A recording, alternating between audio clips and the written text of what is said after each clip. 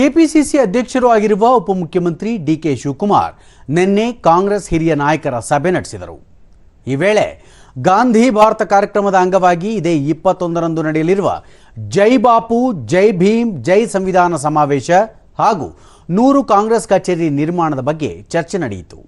ನಂತರ ಡಿಕೆ ಶಿವಕುಮಾರ್ ಈಗಾಗಲೇ 72 ಕಡೆ ಪಕ್ಷದ ಕಚೇರಿ ನಿರ್ಮಾಣಕ್ಕೆ ಅರ್ಜಿಗಳು ಬಂದಿವೆ, ಉಳಿದ ಕಡೆ ಸೇರಿ ಒಟ್ಟು 100 ಕಚೇರಿಗಳನ್ನು ತೆರೆಯಲಾಗುವುದು. ನಾಯಕರು ಮತ್ತು ಶಾಸಕರಿಗೆ ಇದರ ಜವಾಬ್ದಾರಿ ನೀಡಲಾಗಿದೆ ಎಂದರು. ಸಿದ್ದರಾಮಯ್ಯ ಅವರು ರಾಜ್ಯದ ಮುಖ್ಯಮಂತ್ರಿಗಳಾಗಿದ್ದು ನಾವೆಲ್ಲರೂ ಒಟ್ಟಾಗಿ ಕೆಲಸ ಮಾಡುತ್ತಿದ್ದೇವೆ. 5 ವರ್ಷ ಕಾಂಗ್ರೆಸ್ ಸರ್ಕಾರ ಇರುತ್ತದೆ ಎಂದರು. ಜಾತಿ ಗಣತಿ ವಿಚಾರವಾಗಿ ಮುಖ್ಯಮಂತ್ರಿಗಳು ಸಚಿವ ಸಂಪುಟದಲ್ಲಿ ಪ್ರಸ್ತಾಪಿಸುವುದಾಗಿ ಹೇಳಿದ್ದು ಅಲ್ಲಿ ಚರ್ಚೆ ನಡೆಸಲಾಗುವುದು ಎಂದು ತಿಳಿಸಿದರು.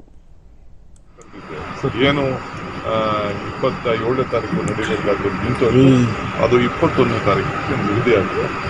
ಚೀಫ್ ಮಿನಿಸ್ಟರ್ ನಾನು 14ನೇ ತಾರೀಕು ದೆಹಲಿಗೆ ಹೋಗ್ತಾ ಇದ್ದೀವಿ.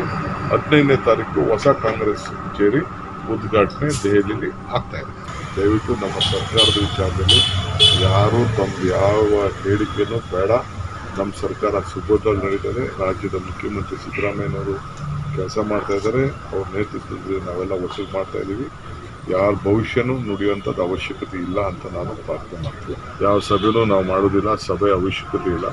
ಚೀಫ್ ಮಿನಿಸ್ಟ್ರು ಕೆಲವು ವಿಚಾರನ ಕ್ಯಾಬಿನೆಟ್ ತರ್ತೀನಿ ಅಂತ ಹೇಳಿದ್ದಾರೆ. ಕ್ಯಾಬಿನೆಟ್ ಚರ್ಚೆ ಮಾಡ್ತೀನಿ.